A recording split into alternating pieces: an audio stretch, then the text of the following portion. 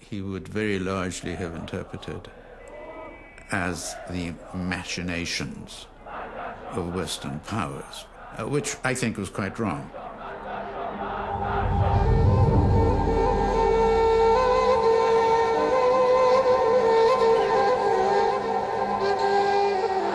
Even now, 30 years after the revolution, despite a generation of almost complete mutual isolation, the notion of the hidden hand of the British lingers on. Some people call it Uncle Napoleonism. اون موقعی که من این رمان نوشتم، همه مردم دیده بودن که امپریالیسم بریتانیا با اون عظمت و قدرت از بین رفته، در واقع به اصطلاح خودمون فارسی زبانا پشم پیلش ریخته بود و من تصور نمی کردم که یک همچین سرصدایی بکنه.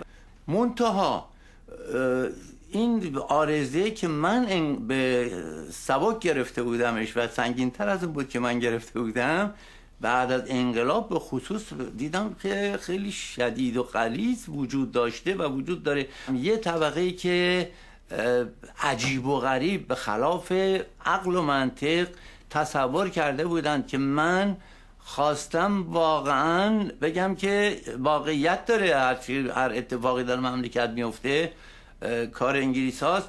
به من میرسیدن بعد از تمجید و تحسین فراوان از کتاب، آفرین به شما، قبل از همه شما فهمیدید که هر اتفاقی در مملکت میفته کار انگلیس هاست. و من اصلا مثل اینکه دوش آب سرد رو سرم می‌ریختن، درست خلاف اون بود که من میخواستم برسونم.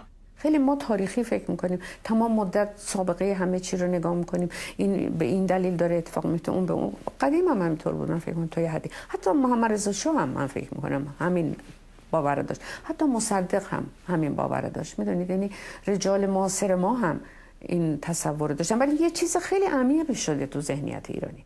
It is very ironic that I'm English myself and I translated this novel into English, and many people have pointed this out to me, including Professor Saad himself. A very strange incident happened to me. And I work as a professor of Persian, and there was a young lady I had been reading medieval Persian with, and she asked me if I would like to meet her father, who was visiting her, and he was a mullah, and she introduced me to her father as the man who translated my Uncle Napoleon.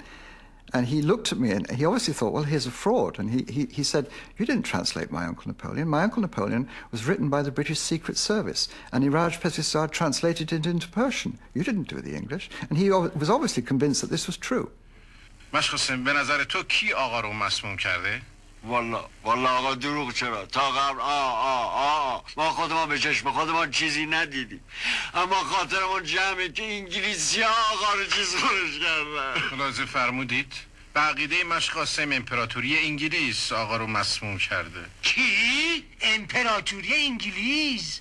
Uncle Napoleonism may be less rife than it was, but a large number of Iranians are still tempted to point a finger at Britain whenever something goes wrong. When will these suspicions come to an end? I don't know. But as someone who lives between both cultures, the sooner the better. خب انشالله به اسم صلح بین دو تا مملکت یه روبوسی بکنیم. خیلی ممنون از لطف شما. The fallback view in Iran of the political world is always that what you see is not the truth.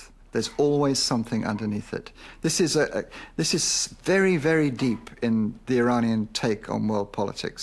That if you believe what you're shown, then you're just being a naive fool. این خدمتتونم باید عرض کنم که به محض اینکه این برنامه رو منتشر کنید، پخش کنید، از 1000 جا صدا بلند خواهد شد. دیدید نگفتم مال خودشونه.